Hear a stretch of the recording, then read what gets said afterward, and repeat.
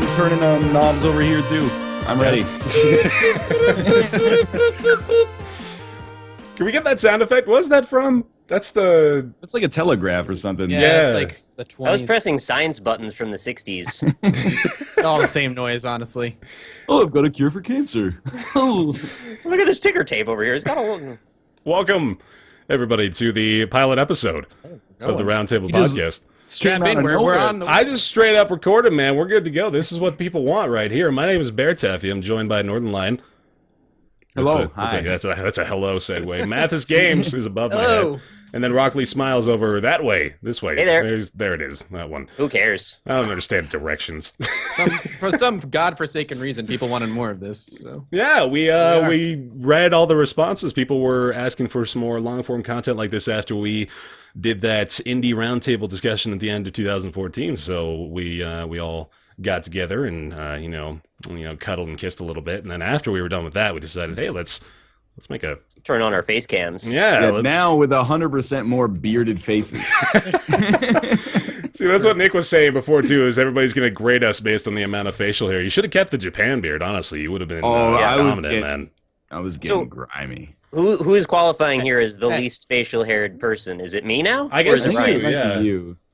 Because he's got a good shadow going across the entire spectrum there. So So it's actually now going me, Bear, Ryan, Mathas? I think Well, so. it's Bear is deliberately shaving part of his face, Mm-hmm. Yeah. which I think you got to give Mathas the heads up over that.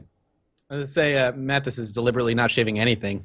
Exactly. Yeah. Oh yeah. Hey, you got it. You got it. As I point at my second monitor, I'm like, you got it. You got it.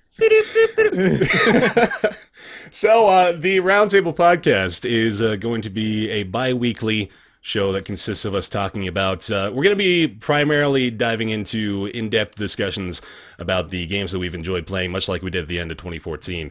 Also probably going to be addressing topics not limited to, but including Nintendo being rapscallions, as well as anything else that appears to be pertinent and interesting. So hope you guys can enjoy it. And this is all going to be a listener-supported podcast, so you can check out patreon.com/roundtable to see what kind of reward offerings and such we have there, all thanks to you beloved people who want to make this happen. So thank you very much. You specifically called out Nintendo and then also other things. Blanket and everything else. It's called foreshadowing, man. It's a perfectly valid Like, what do you tactic. think it's the Magic series? Come on, man.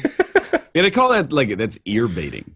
Right, Is it? ear baiting. No, it's not clickbaiting because they're already here. I don't Thank want you this to very much already for be that. the BuzzFeed They of can- podcasts, man. They can bait however they want with their ears or with whatever they want. Top 16 controversies of last week. Ooh, there you go. What did All you of them bait involving Mathas. Right. Speaking of Mathas not taking his shirt off and allowing Nick to do that later on, let's talk about Nintendo, shall we? Nintendo All got a right. little silly. Let's dive into the problems that Nintendo Let's seems piss to not- people off within the first 5 minutes. Can we go that route? I think Let's it's a fine route to tear go. down gaming's most beloved company. That had like the strongest year out of every publisher and console manufacturer last year. That's how we want new people to stumble upon this. People who have never seen our faces or heard our voices before. It's like these guys just shit on everything beloved in the industry. Fuck everything. Somebody's got to have the courage to do it, right? Might as Yeah, well. exactly. We got the balls up in here collectively. I think we it's have just kinda- It continues the tradition of Nintendo just not getting new media. That's all it is. right. They don't understand. What is it? Yeah, that's probably an important thing to address. The Well, Nintendo. that's the second question after asking what is cloud gaming. It is what is new media. What is right. it? It is it. You get it. I don't know what you mean. What's the question? What is Nintendo's program or What is new media? Nintendo Creators What is Program? the story that we're reporting bad. on? What It the is. fuck are we talking about? All right, So all right.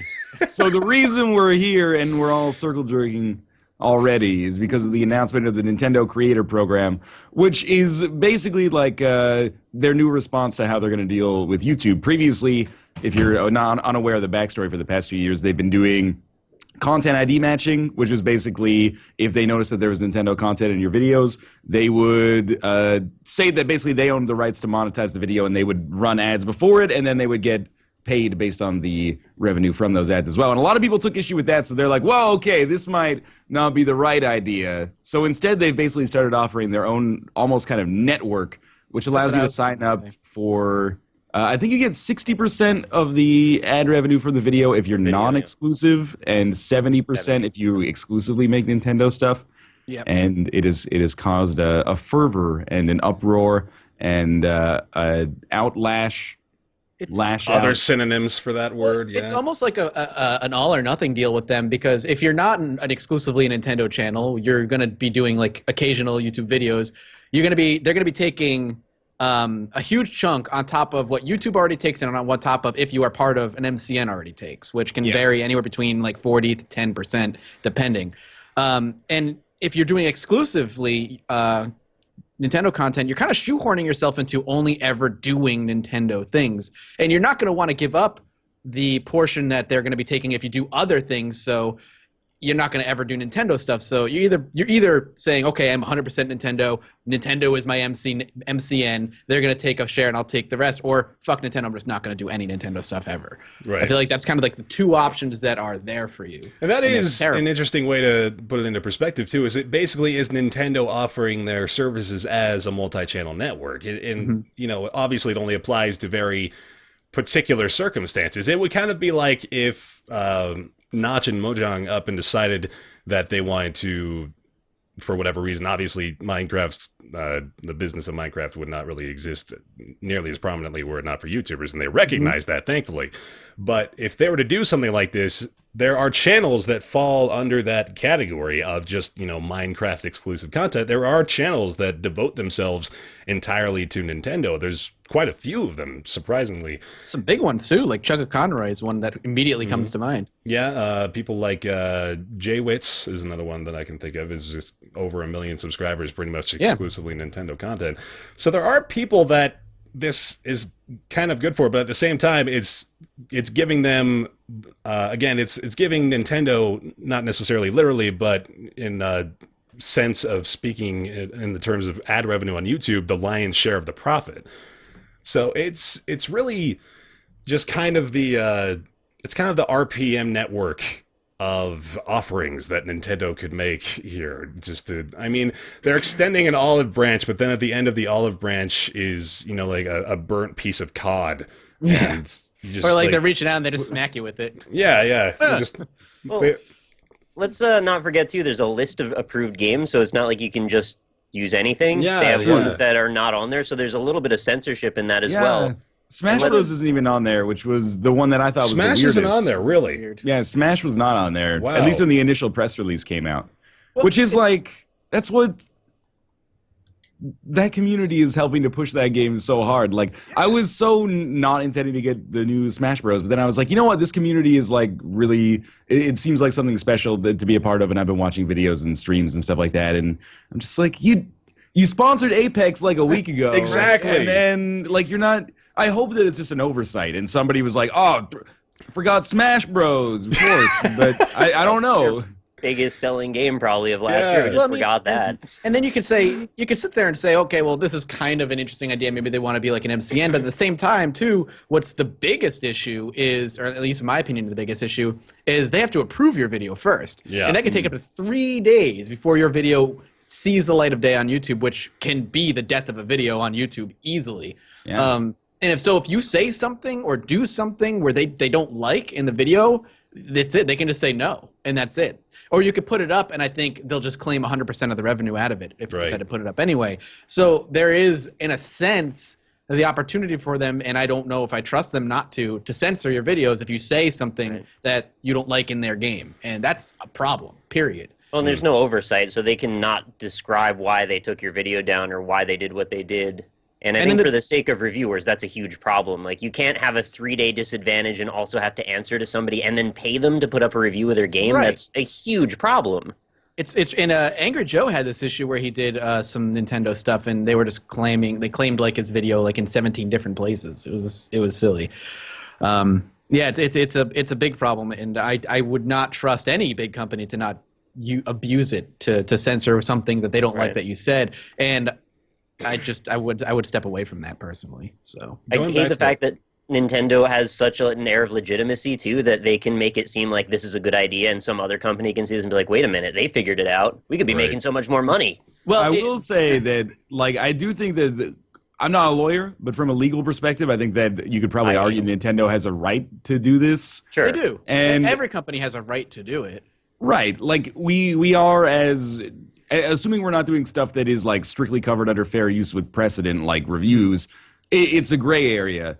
And I that's like the argument that always comes up is like, well, it's their games. They have the right to do whatever they want. And that's true. But from the perspective, too, sure. But I mean, are they sending those trailers out to press to put up, or are the press just ripping them, putting them up themselves and then monetizing it? I don't know. But like either way, that doesn't necessarily make it right. But my philosophy on the matter is basically, as a content creator, it makes it impossible to play Nintendo stuff, which it already was because of the risk of it being claimed anyway. Yeah. But now it's just like it's like formalized, basically. And there are, I mean, a lot of the arguments people say is like, well, it's their content, whatever, like you said, and they have the right to the money to it. But another thing people say is you have no impact on whether people buy a game or not. And I think there have been a lot of studies that show that content creators do have an effect on whether somebody buys a game or not, because a lot of what people do nowadays is they don't necessarily go to on top of going to traditional review sites, they will go and just watch the game being played, so they can decide through just gameplay if they're going to buy the game or not. And luckily a lot of companies, both AAA and indie, understand this and understand how this works. And to have Nintendo just kind of keep pushing against that, especially for a company who for the past couple of years not necessarily have been hurting, but need all the goodwill they can get, I feel, or good press they can get, I feel them pushing this hard is just detrimental to them. Going back to the Apex thing, too, I felt like that was maybe a turning point in Nintendo's role in all of this, because they came out and publicly, before the public support of Apex, they came out and said, no, you're not allowed to broadcast this. This is Nintendo content. Like, this will not happen. We won't allow it. And there was just the big public uproar. It took hundreds of thousands of people to, make their voices heard about one very particular specific thing. And it kind of seemed like that was their turning point. They started to realize this is something that we could publicly support and get behind. And then not only could we benefit from that in the boost of sales, but also the boost in, just like you said, the public relations, it's just the easiest way to get good PR. You literally don't have to do anything but allow people to make content or to broadcast the tournaments or stuff like that, just to let it happen. So then this comes around, and like we said, it's just essentially them. There's no longer a gray area. They're very clear about their intentions with it. They say this is the way you can do it. You can do it this way, or you just cannot do it at all. That's the opportunities you have. And I'm pretty sure, too, just to kind of throw salt on the wound, they pay purely in USD. Yes. Oh, really? Yeah. So if you are a content that's great creator, right now, though. Okay, sure. But I mean, and it's through fees. There's conversion fees, and it's through PayPal. And I don't think they cover the PayPal fee of sending somebody money. So you're also paying to get your money off of Nintendo in that way. So, I mean, if you are creating content elsewhere in the world and doing USD, I mean, that can hurt depending on where you are. I don't know. Let's take that from the top level then, for somebody that doesn't have a very thorough understanding of the way that YouTube monetization works. So say you're already part of a multi-channel network. Like, so for example, I'm a part of the Curse network. So as a member of the Curse network, before Curse even sees any of the money that I generate from YouTube ad revenue, YouTube takes a giant chunk of the money out, which before nobody knows. Right. I've heard numbers from 40 to 60%. Nobody knows. Just a staggering amount of money that you don't even see that. I mean, I didn't know that for a really long time. I learned that much later on in the time that I spent making YouTube content. And so that happens. Then you have your network's cut, which in my case is luckily not as significant. I used to be on a 60-40 contract. I think a lot of people probably started out on something like that, which is just obviously completely absurd.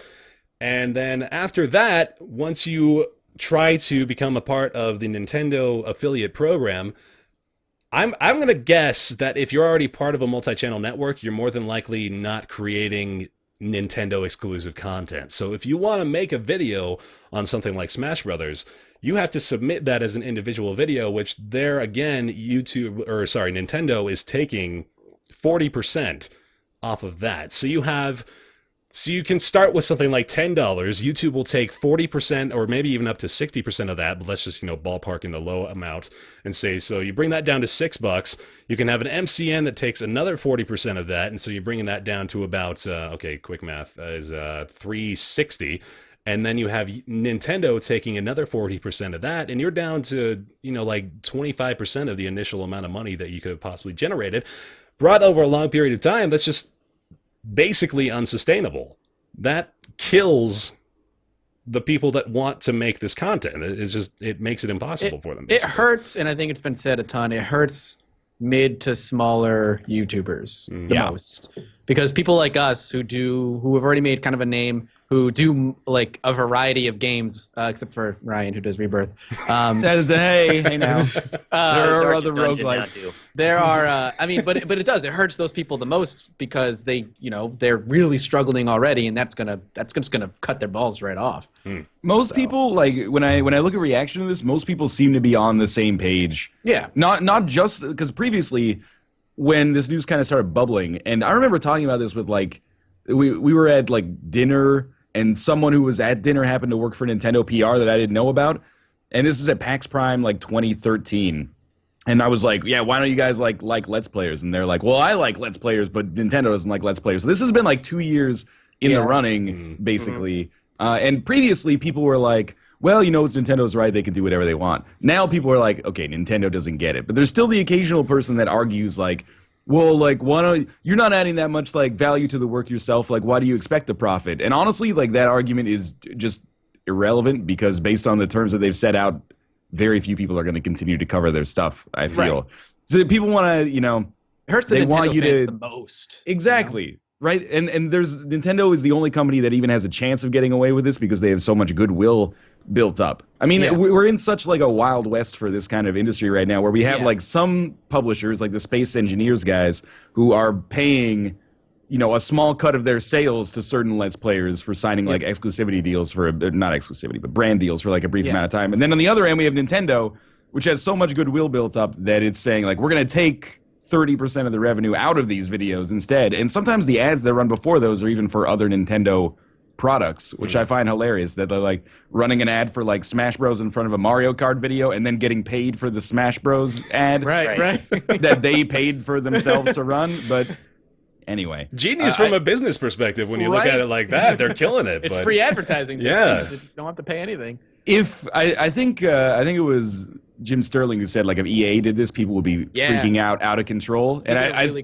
honestly think that's true. If this was not Nintendo and they did not have not only the nostalgia that they have built up over, a couple of decades of great games, but also particularly their last year being super strong, I think the reaction to this would be universally negative. Yeah, and think about that, the disparity, as you mentioned, between Nintendo and somebody just an independent developer, a single guy.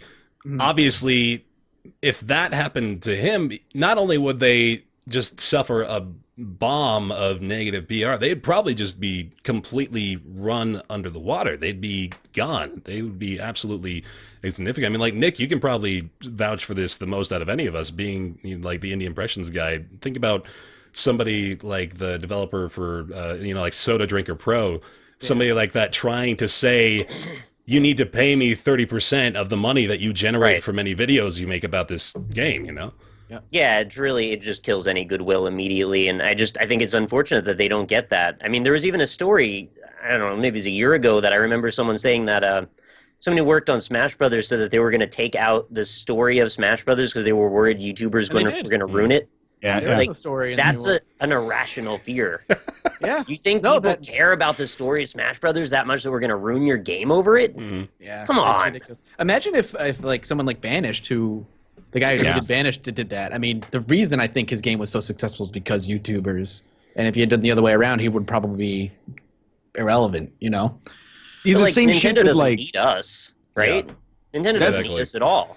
And that's why they're able to get away with it a little bit, I think. That's exactly if there's any publisher whose games are not affected that much sales-wise by videos, at least in a negative way, I have to imagine that it's Nintendo. People are always going to buy the new Mario Kart, and that's fine. Mario Kart 8 was awesome, and people are always going to buy the new Smash Bros. And new Mario and stuff like that. Right. They don't need it in the same kind of way that an indie developer coming out with a new property needs it. But they could reap benefits from letting us exist, right? I agree with that. Yeah, I think it takes too long for them to really like understand, and it's like too difficult for them to understand what effect it could have, because I think the stuff's going to probably sell well regardless. Yeah. But when I think of like this policy, I think of Telltale, where like their games are predominantly story-based and super easy to spoil. Like if you want to think of it in a traditional context, super easy to spoil. And for a while, they were kind of like ambiguous with their YouTube policy. And then they just basically came out and said, like, we're going to support this.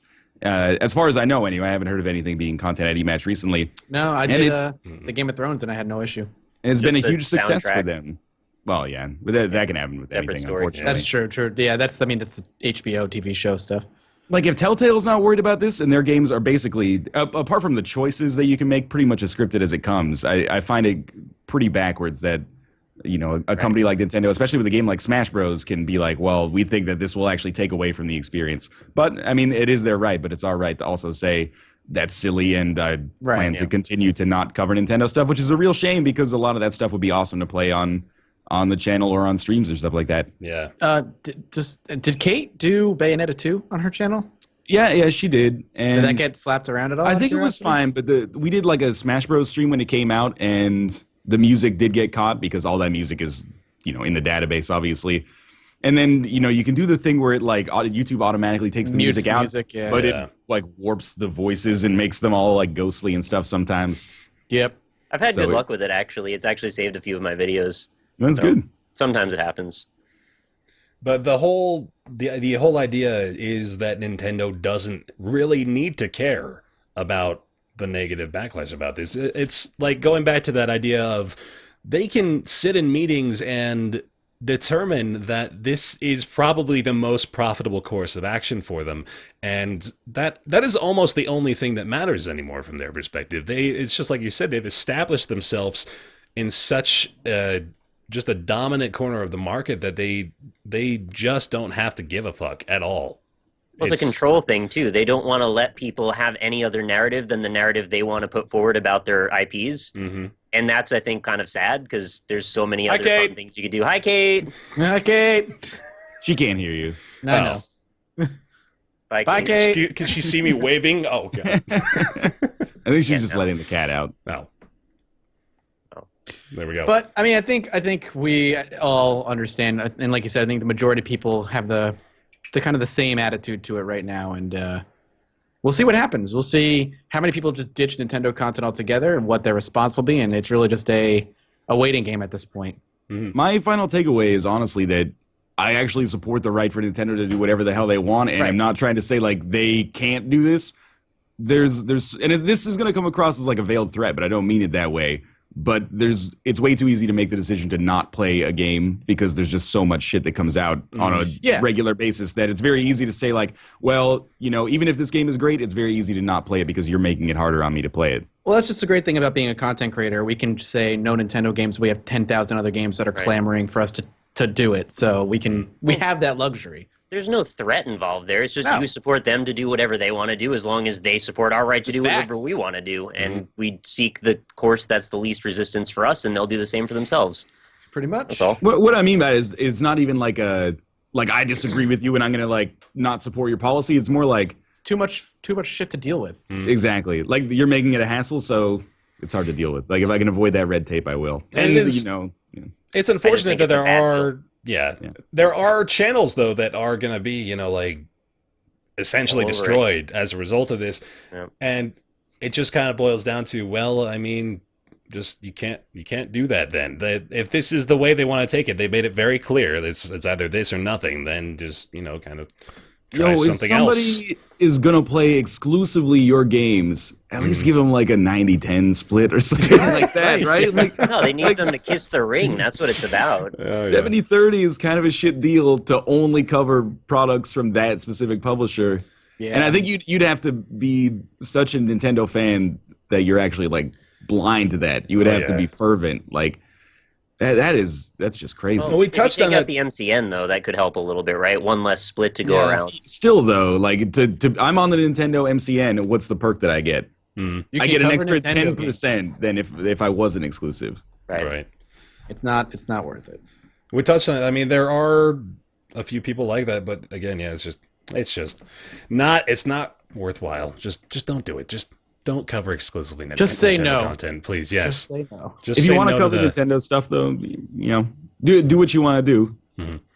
If you do it for free, I mean, if you're making videos just out of the great love of games. the brand, yeah, that's fine too. For the most part. This will separate the real Let's Players from. Oh, don't All the even sellouts. get into that shit. Moving on to the next topic. Yeah, Speaking of absolutely. shitty companies, I think the next thing, or not shitty, but shady business practices, put it that way. The next topic is Mortal Kombat 10, or at least it's the tip of the iceberg of a much deeper discussion I think we want to have with its, 4 announced special editions, yeah. physical Yeah. copy only, varying from $80 one to of them's $180. What was that? One of them is digital. The cheapest one is there is? $9.99. That's the digital one that only comes with the Kombat pack, which is 4 exclusive characters you can only get, as far as I know, through that package, unless they're going to announce those piecemeal later as downloadable content, or maybe there'll be a season pass. We haven't had those specifications just yet. Now, what they could have sold me immediately on would be a Wombat pack, because if you give me one of these bundles with a Wombat, like a live one in the mail, I am sold. Like, I'll pay Maybe there's a $300. fifth pack. Mortal Kombat Wombat Pack? Mortal Kombat Wombat. All right. Wombat. So I'm going to read this from IGN's. This is about the upcoming Mortal Kombat 10. Okay. All right, this is written by Luke Carmali. First up, the Collector's Edition. These are all with a K, obviously. Obviously. The Collector's Edition by course costs $150 and comes with a Scorpion figure and accompanying certificate of authenticity signed by artists Sven Waschk and Mark Landwehr. An in-game skin for the ninja based on the figure will also be included. Finally, you'll get the Combat Pack, which includes 4 additional unnamed fighters who will be a mix of older, with a K, combatants and guest Classic. characters. Older with a K, I thought is what you were going for. I was trying to piece that together. Colder. They're all Sub-Zero. They're all Sub-Zero. The standard collector's edition will be $180. It will only be available through Amazon. It will contain a different Scorpion statue, a steel pack and card, the in-game gold Scorpion skin, the Combat Pack, and Mortal Kombat 10 Blood Ties Comic Book Volume 1. Thank God. The limited edition costs $95 and can only be pre-ordered at GameStop. It comes with an exclusive Scorpion skin inspired by the Cold War and the Combat Pack. The Cold War is spelled with a C, by the way. Oh, What the damn. fuck? Immersion ruined. Finally, the premium edition is download only, costs $90, and comes with a Combat Pack. I have to admit that initially I was like, what are these guys complaining about? Lots of games have special editions. After reading all that, I'm like, man, that's kind of bullshit. That's a lot of like retailer-specific stuff and, packaging DLC as collector's edition content. All of the others, except for the cheapest one, are also only available for PS4 and Xbox One. So if you're getting the PS3 or PC version, you're only going to be able to buy the $89.99 premium edition with the Combat Pack. Or the probably $59.99, like Standard, just the right. game, right? But think about what that's saying. It's saying for $59 you can get the standard game, or for $30 more, you can get 4 playable characters. Yeah. $30 for 4 characters. Well, I do want to mention, when I think Mortal Kombat, I do think Cold War, so I'm really glad Yeah, they went made that route with connection. it. I hope Gorbachev is going to be a playable character at some point in future The DLC. K. Yeah, Right, obviously. it's so good. Classic. Yeah, you're right. Now that I think about it, $30 for the Combat Pack. What do we know specifically what's in the Combat Pack? It's It the is four- just they haven't 4 said what characters. characters. Yeah. Wow. Well, it's, Yeah. it's gating already developed content to money, which has been an issue, and it continues to be a fucking issue for years now. I have to come out with an unpopular opinion and say that I'm still negative on DLC of content that is made before the game comes out, but maybe instead of like an 8 out of 10, I'm like 5 out of 10 negative to it, because there is the reality of the situation that like a game goes gold sometimes like 6 weeks in advance of its release, and the team is like, well, we can't just take like a 6-week vacation. What are we going to do? Well, we're going to start working on stuff that will be, available at the time that the game comes out, just because it's quicker to iterate on and develop. It's not to say that it's a good thing, but, maybe it sends the wrong message to have it available already, especially when you don't even know what it is. Like, you're basically pre-ordering DLC at that point. Yeah. And it's, you frame it as like a collector's edition. So people were like, I'm a Mortal Kombat fan. I should get the collector's edition. Otherwise, I'm not a true fan. And then, I don't know. I don't like it. I mean, we Pre-ordering can. DLC is what a season pass is also. Yeah. Just saying. True. Yeah, very true. There probably will be a season pass for this, I'm assuming. Oh yeah. Absolutely. We can easily relate it to Evolve pulled some similar nonsense. I mean, they had pre-orders available before the game had even been announced. Yeah. Back when it was, like before even the early alpha release and all that stuff. I don't know. I mean, I'm beginning to feel like AAA publishers they've got to be hurting something fierce, because these are the kind of strategies that you only devise in desperate boardroom meetings that constitute of people, like frantically looking around thinking, how do we turn this from a $60 sale to a $150 sale? Like, how do we, That's big budget games though, right? Like, they go so deep into the hole, I would presume, to be able to pump out stuff like this, that they need every strategy they can get to recoup that money and guarantee to break even and then some. Yeah. Right?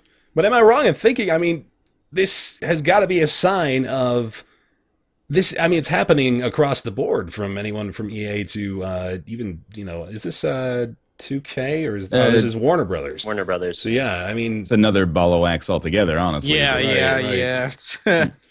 I mean, okay, $180 is really expensive. Yeah, it's in a just climate where most games that come out are broken. over half the cost of the console required to play it, because, as you said, it's exclusive to these next-gen consoles, and it's getting to the point where they're asking far too much outside of the, hardcore devoted fan who needs to have his third Scorpion statue decking out the Mortal Kombat theme.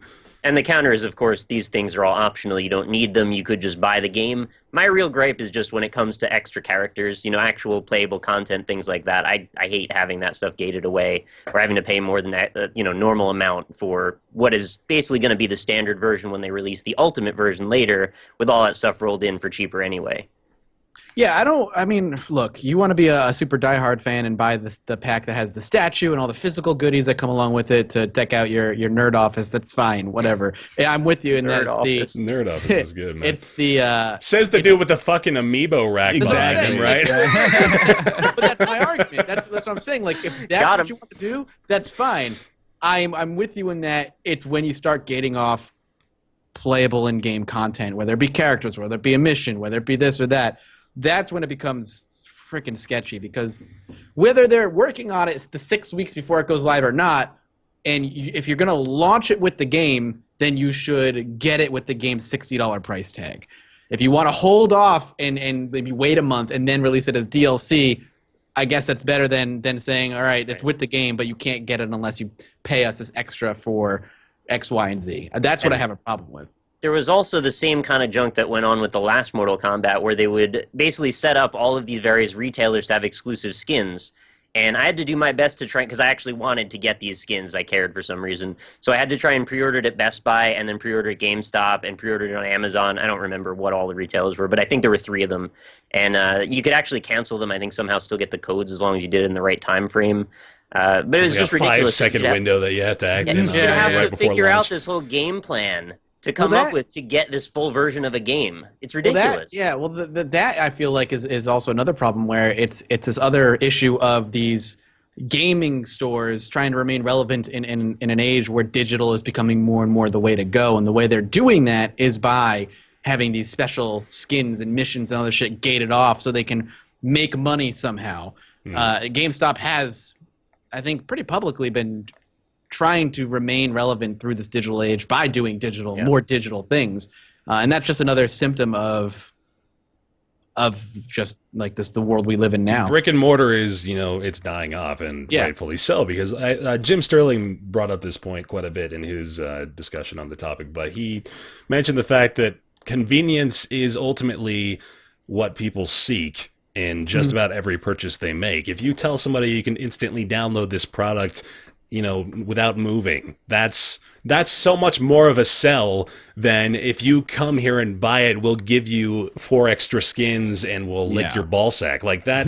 I mean, maybe to that degree I might, be swayed a little bit, but not yet, Nick. Yeah. No, they'll just try and sell you more stuff is all they'll do.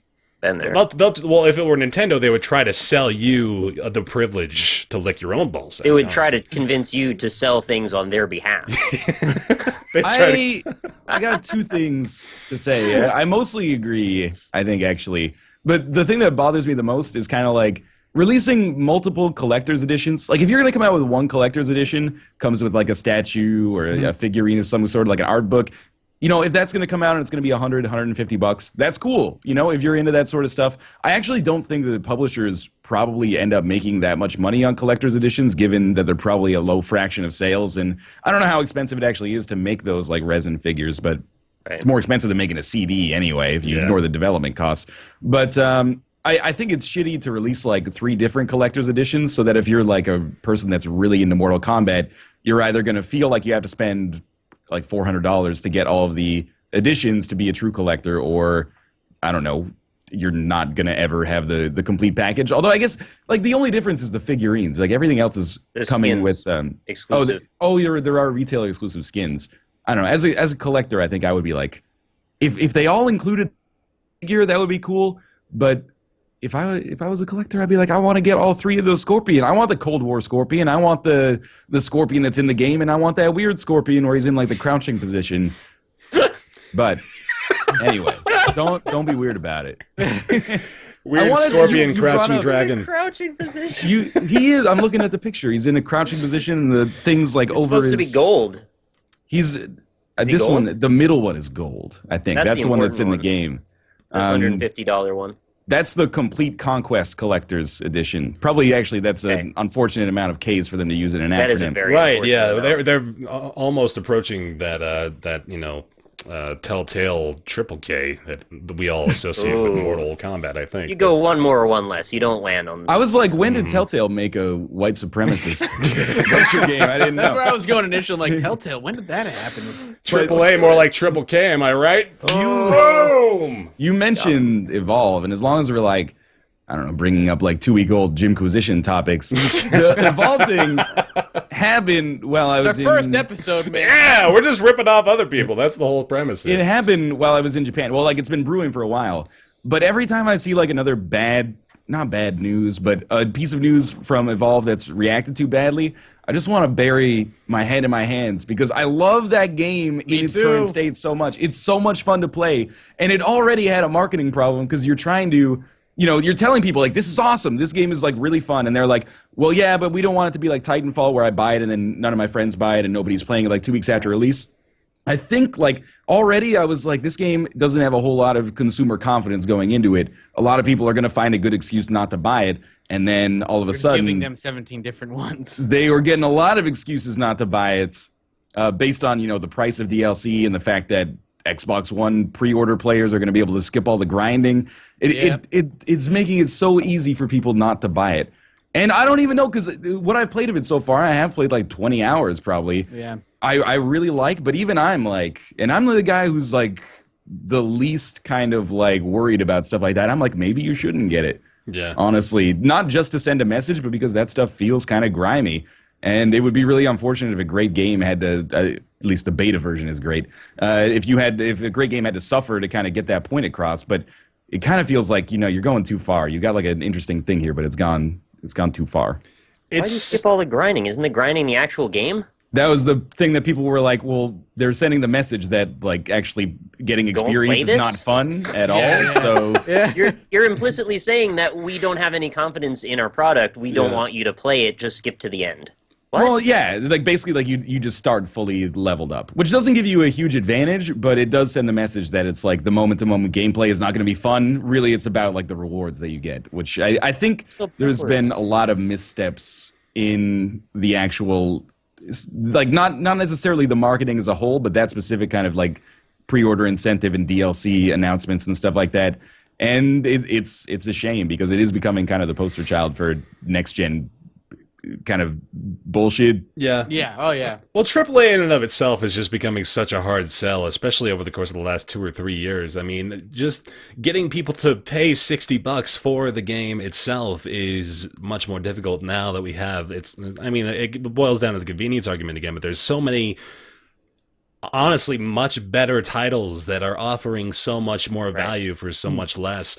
And now to stack on top of it, well, I mean, we know you don't necessarily want to buy Mortal Kombat, the complete conspiracy convolution, but What if we throw in another collector's edition variable in there? And what if we give you fucking Ronald Reagan in a Batman suit? Oh, now you're onto something. See, yeah, I mean, like that. What we need is just a Cold War era, like presidential versus Soviet leader. There you fighting. go. Yeah, honestly, I would Versus pay. DC Universe. I would pay job for the $160 for that exclusive steel pack and steel card and the. The capitalism with a K versus communism with Oh a K. my With a God! K. It writes Whoa. itself.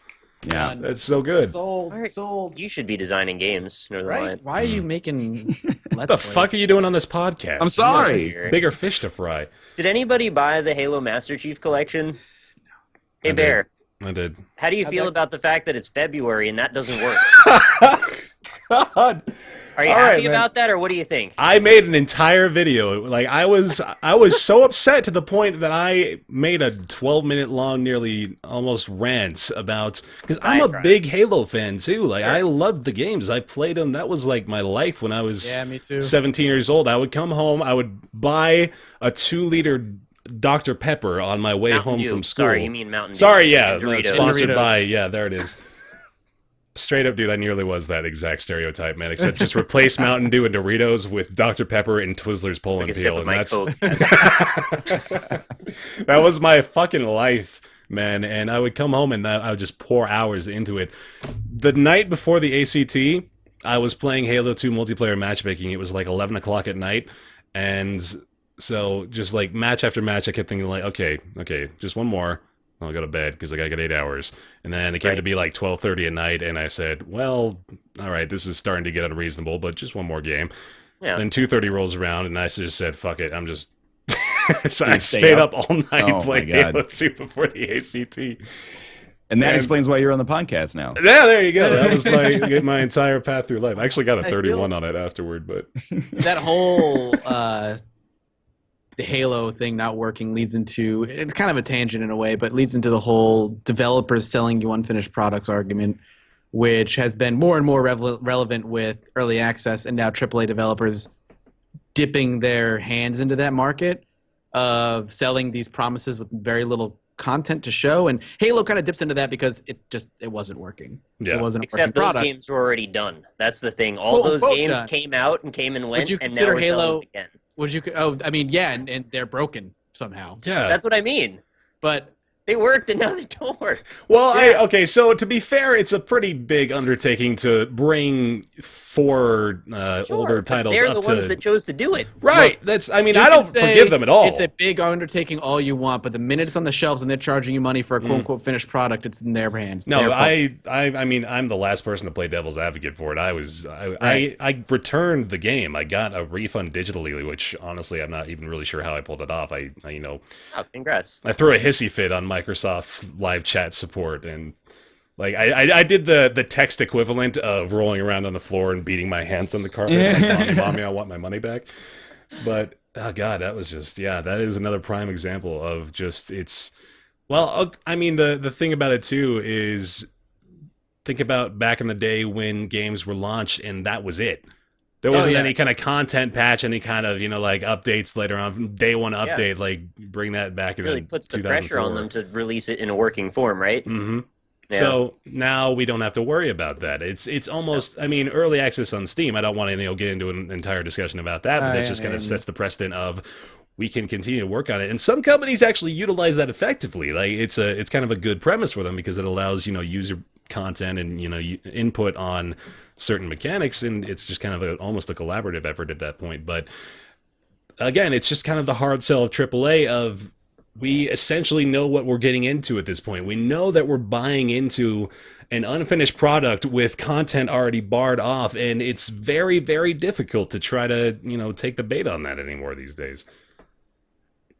I just think that you have to take into consideration that Halo story is happening when you're going to charge $179 for anything. Like, people are a little more wary right now, I think. I am anyway, personally. Do you feel that way? That's what I'm going to try to get at is that, look, there's no excuse for a company to launch a game that doesn't work. It's not criminal, but it's pretty fucked up. I'm assuming they didn't know it didn't work and then launch it, and it's kind of just problems that have blossomed out of control or something like that. I'm going to assume that it's just more ignorance, I guess. But there is an onus on the consumer as well to just not support this stuff. And this kind of shit comes up in every single discussion of this. Yeah. But like, The I simple almost phrase, wonder, vote with your wallet. exactly. You know, everyone knows, you know, if you want to be 100% safe, don't pre-order, wait for the popular discourse to come out about a game if you're really worried about losing your money. Or if you really, really don't support a business practice, just don't buy it. I almost wonder if maybe what is happening to some extent is, at least within the PC community, people are saying, well, I'm not going to buy it at launch or pre-order. And then they buy it later in a Steam sale, like 4 months down the line for 50% off. And then the AAA publishers are thinking, well, one of the ways that we can actually like profit off of this to the extent that we would have before is by releasing a shit ton of DLC. And if they're buying the DLC, even if it's 50% off, that's more than we would have gotten from the initial purchase if they end up buying it all. I almost wonder if like I mean, there's a lot of things that people have posited as a reason for DLC, it being like cheaper to make, or the fact that games still cost the same that they did 10 years ago, at least in the US. So like they're getting less money out of it due to inflation or less value out of it. But I almost think that maybe like at least within the PC community, the culture of waiting for sales has made it so those add-ons to purchases are the kind of things where companies see that as like an additional opportunity to kind of get some value added from well, each it transforms it from an afterthought to a priority, right? As far as the development cycle is concerned, it makes it something that they're no longer thinking like, okay, well, people seem to enjoy this game. You know, like 3 months after the game has gone gold, they see people liking it, and they see that they could, you know, definitely profit off of an expansion to it, or you know, usually a sequel at this point. But you're right, it's become something that is a predetermined from a business perspective.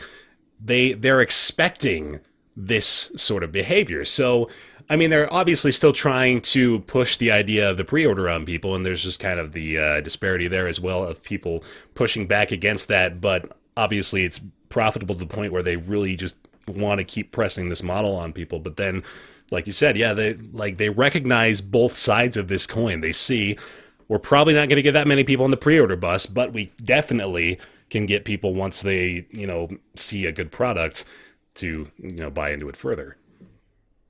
And then the Halo point as well. I mean, sorry to cut you off, but the Halo point, the fact that you mentioned that they may not know that things are broken to the degree they are, like I kind of touched on this in my Halo Master Chief Collection video as well, but they have to have known at least some of these things. There is no way some of this stuff got through Q&A or QA, sorry, questions and answers. You know, it's just like an FAQ. Going through I got you. Don't worry.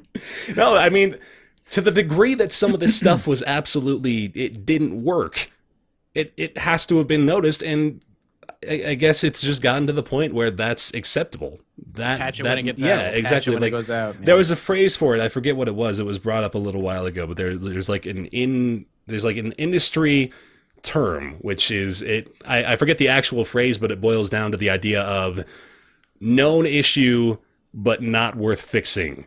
Like this is something that we know is broken, but we put the stamp of approval on it nonetheless because we recognize that it's not going to detract from sales or detract from the experience enough to justify the expense of time and money to get it fixed. I hope that backfired with Master Chief Collection then, because everyone's thoughts about that game are like, doesn't work. Mm-hmm. And this was their main seller for the Xbox One, really, right? Oh, like, yeah. This is the main drive. This is almost the only reason I bought an Xbox One. Like, that alone got me this basically... I'm sure a lot of people were like that. Yeah. Your instinct didn't do it for you, man? One character? I was actually, like, I've owned an Xbox One since launch, and I was like... Master Chief Collection, I played the shit out of Halo 2, and I would play through the Halo 1 campaign again. So I was kind of excited, and I was planning on getting it.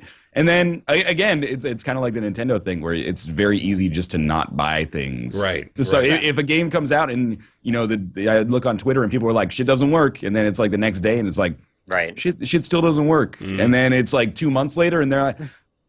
It still kind of doesn't work. Like for the most I'm part. honestly so surprised that it's still broken. I was sure that a week after I got my refund, it would it'd be back to normal.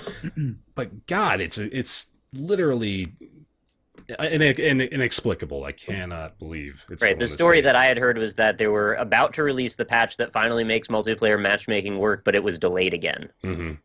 And that they was also the 1st of February.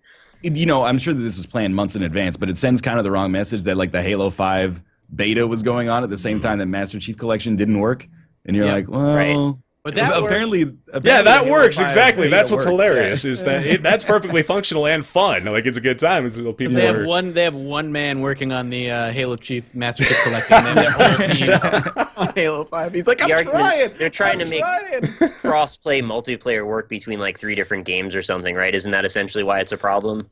Not even necessarily that, because I mean, so they had individual hoppers for each different game, and they only had maybe 1 or 2 that contained multiple titles, and they took those out within the first 48 hours. Those were gone. Shit, don't The work. big confusing part is just removed. Exactly, and now it was just individual playlists for the Halo 1, 2, 3, and 4, and those. I mean, they even had different issues. It wasn't just one big thing that was happening across the board.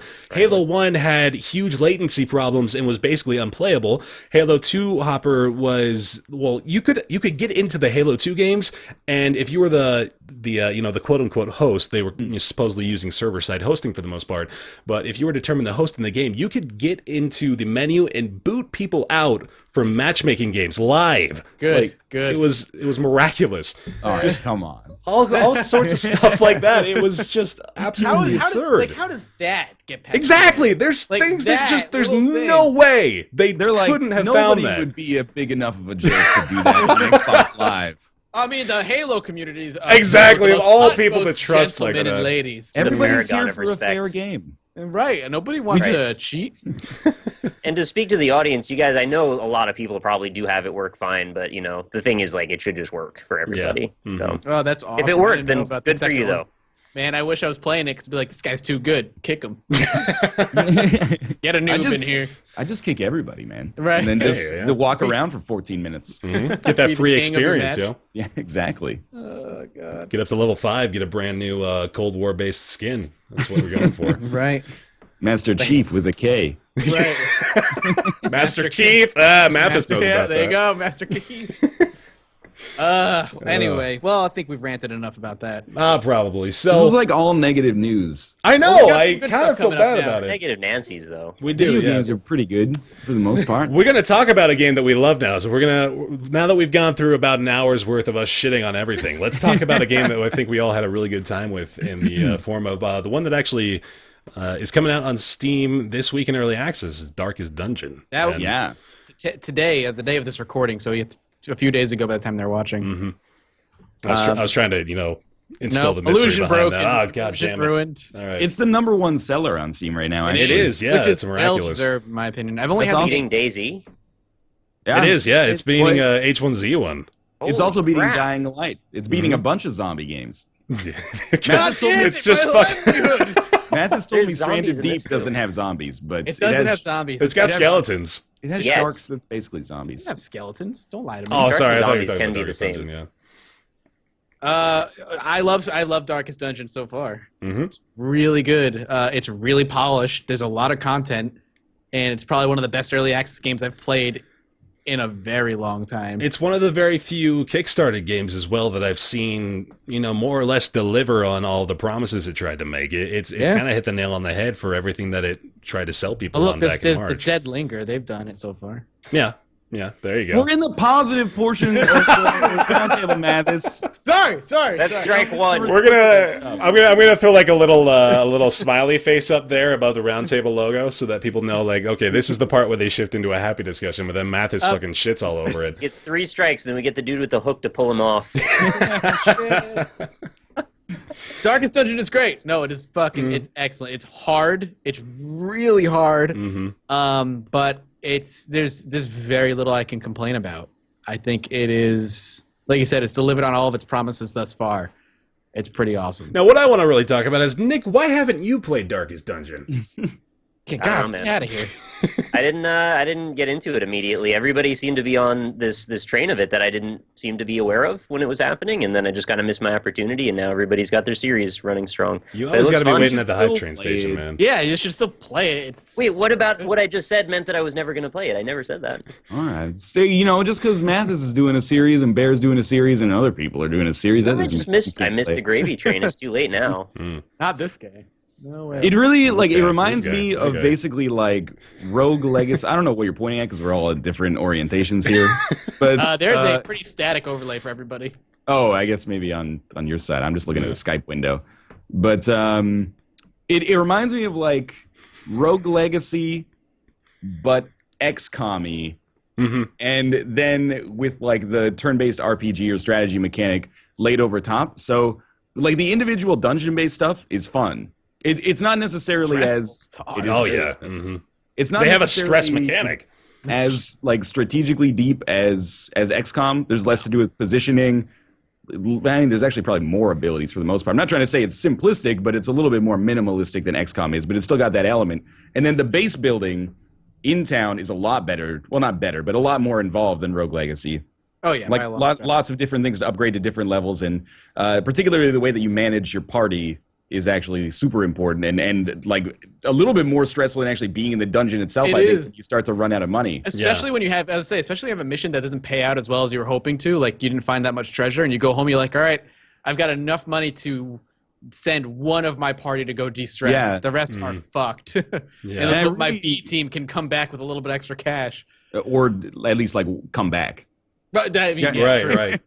I really like the kind of almost like Fire Emblem or again Rogue Legacy type aspect where the heroes they basically roll for their stats at the start of the game, or they roll for their traits. So you can have like a super soldier. They're not going to be crazy overpowered, at least when they first get started out, but they could have an advantage. And then you can have somebody who's like, weak when the light is high, and then their two like negative quirks are like will only pray and can't pray. So that when they actually come back to town, they come back to town with like full stress, and then you're like, well, I can't do anything about them. So you got to choose between like either just firing them, which is usually I think the strategically proper choice because you get new heroes all the time, or you can like throw them in the sanitarium to try to get rid of one of the traits, and then costs money.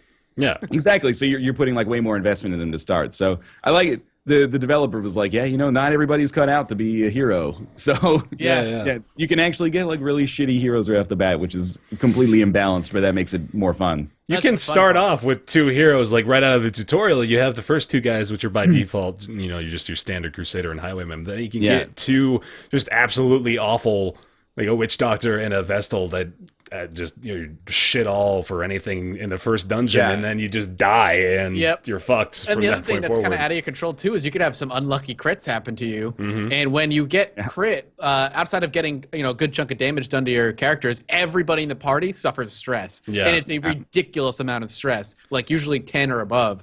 And your strongest warrior, when submitted to fucking max stress, can just stop taking orders and do what he wants, and that's.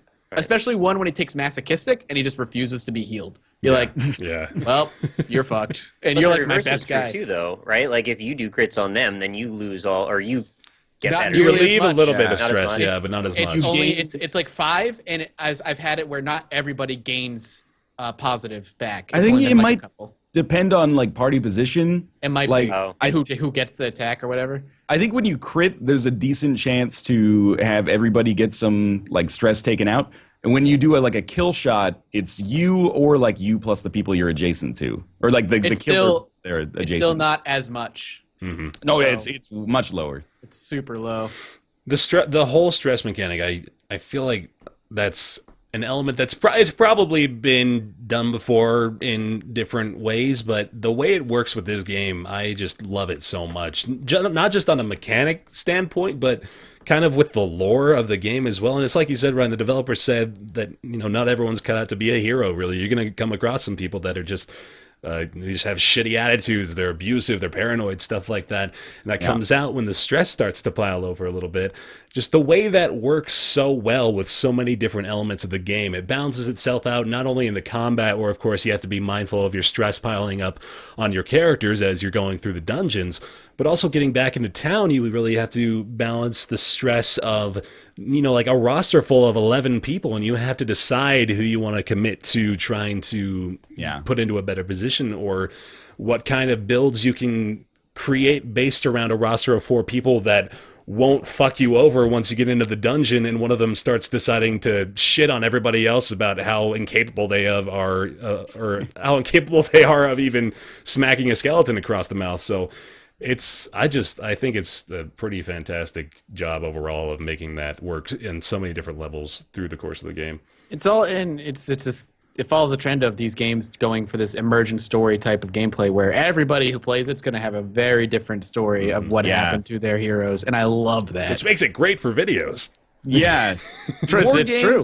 Now, Darkest Dungeon is maybe like the second game. I apologize to keep coming back to XCOM, but there's obviously a huge amount of design influence that's come out that way. Oh, yeah, absolutely. But it's one of those games that made me realize that I will feel like 15% better about your game if you just let me name characters after my friends. Yes. Yes, Because yes. instead Really of like, Rush blah blah has like missed a crit and you're like, I'm not even going to remember your name. Instead, you're like, oh, like Nick, you got this great storyline going because you're just landing crits nonstop with these like poison potions from the Saving back your of the sanity. line. Yeah. And then, I named a character after Josh and he just got murdered on like the first encounter. Yeah, it's like way more engaging. He was the one that you sent to the bar after every expedition, right? Well, he didn't make it. I didn't through make his it that first far, expedition. It's a great way to get me involved in it too, because like honestly, if I didn't have any interest in it, all of a sudden I'm part of this story that's evolving whether I'm there or not. So all of a sudden I've taken That's a great attention to point. it. Yeah, your friends start talking about how they named the character after you. And you're like, oh, well, what's this all about then? And all of a sudden I'm watching it, and now I like the game because I watched Northernlion's Let's Play series. So There you go. No, See? it's great. Like my very first episode I did for it, the whole party just died. The first episode, so I started over. I was like, "Fuck! I want at least one person to live." And now the gameplay since the second episode on, everybody's still alive. I've not lost a single person yet. And I have the A team, which is your basic first four. And now you start. I've realized that as you continue to go, you start getting these really cool classes. Yeah. I really like Bounty Hunter. Especially when you get. He has such a cool ability to just shuffle and reorganize the enemy line at his whim, and that is so fucking powerful. Where I'm starting to trade out Baertaffy. I've kicked you out of my party, man. God damn like it. you were a great witch doctor or plague doctor for as long as I had you, but the Bounty Hunter is just better at doing what you do, man. So you're gonna retire soon. I'm the big scum here because I've left all of the names of the default names. I haven't even renamed anybody for you guys. Yeah, I'm the shitbird. What are you doing? I like saying their names sometimes, man. Like Renaud the Crusader with the power of light. So I get into that D&D shit, yo. yeah, Renault is Northernlion, man. That's Northernlion 2.0. 2.0. Yeah. I've only maybe named the 2.0. first four because after you get the wagon, there are just so many heroes. I'm like, I'm not renaming 13 heroes every day. You're like, I don't know 13 people. I just sit in front of my computer and talk to myself all day. For me, Baertaffy is an occultist. And I actually really like that. class. That class is hilarious. Because when I first started, I had for people that don't know, every class has like 7 abilities, but they start with a different selection of them. So not every... four. Yeah, exactly. You don't start with the same abilities. So I had a healer, but the only heal they had to start with was the party heal for 1 to 2, which is pretty terrible. Yeah. And the self heal for 3, I guess, on the 3 or illuminate 4. attack. But anyway, so when I got the occultist, I was like, I can party heal 1 to 2, which is usually 1, unfortunately. Yeah. Still useful if people are on death's door, I guess. But then I had Baertaffy show up, who heals 0 to 10, so 90% of the time, you're gonna do well. But also, it has like a 50% chance to inflict bleed. So 60% of the time, you're gonna be good. 40% of the time, roughly, you could end up actually. I thought it was accidentally killing 100% your actually, teammate. just Yeah, based I on your think resistances. you will. But Yeah, based on the your- Yeah. based on the bleed resist.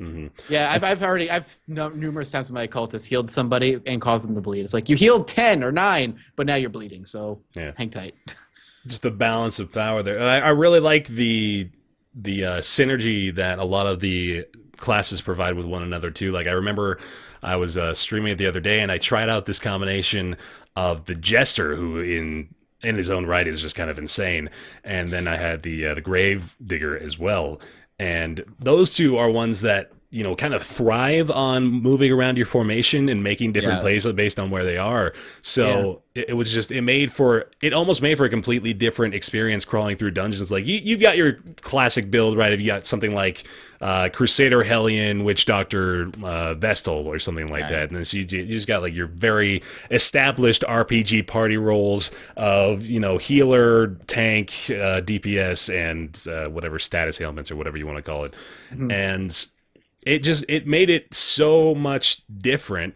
And I also got my ass kicked because it ended up being a terrible formation. But it was just so much more fun to just try different things and just try to, like do crazy stuff, like have the jester playing ballads all fight long while your gravedigger bounces around the formation, tries to pull people forward, just like stun bombs, all that kind of stuff. So just the amount of ways, even with only however many it is, 10 or 11 classes, I think, something like that, the amount of ways that it provides you opportunities to switch things up, kind of, create your own fun with this sort of thing. You can apply a spreadsheet formula to a lot of the combat and a lot of the phases of the game and, probably get through it pretty successfully, but you can also, just kind of experiment with stuff, just see what works. Like you can throw a holy water at an Iron Maiden and see whether or not, like that takes the rust off and reveals the holy dong of truth or something like that. Like that's true. Entirely Can up you to actually your purpose. can you use items on those interactive elements in the background? You can, yeah. I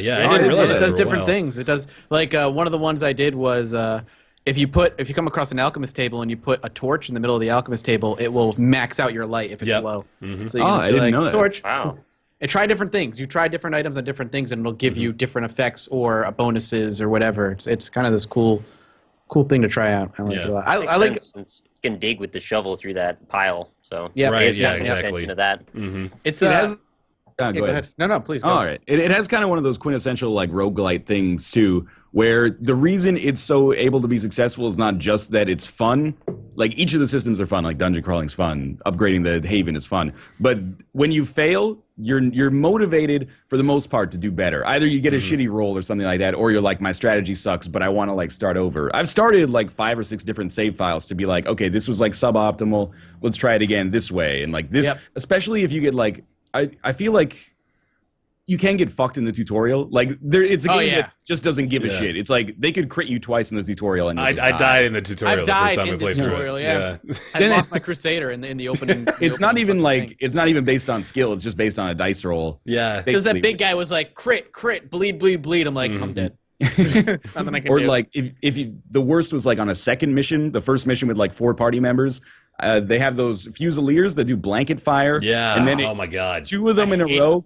2 of them in a row crit, and I was like, That's why Baertaffy was like my fucking star party member for a while, because he had a back to stun bomb. Yeah. He had blinding smoke. Yeah. Takes out those guys for like the whole combat. I'm like, yes, thank you. But So when I fail, it's like it's usually on the 3rd mission, and I'm like, this is like suboptimal. You usually get the chance by like 3rd or 4th mission to kind of like swing for the fences and take like a medium mission, and if you do well on that, it sets you up nicely. But it has kind of like, it's got the micro game of the dungeon and then the macro game of like, is your campaign going well? And I really, really like when games kind of have those interlocking systems, and it does it well. And failure isn't always necessarily a bad thing. One of the things I really like about the game is those moments where you're close. You're really close to finishing your mission. You have like 2 or 3 rooms left, but you're out of torches. You have no light left, and a couple of your party members are kind of hurt.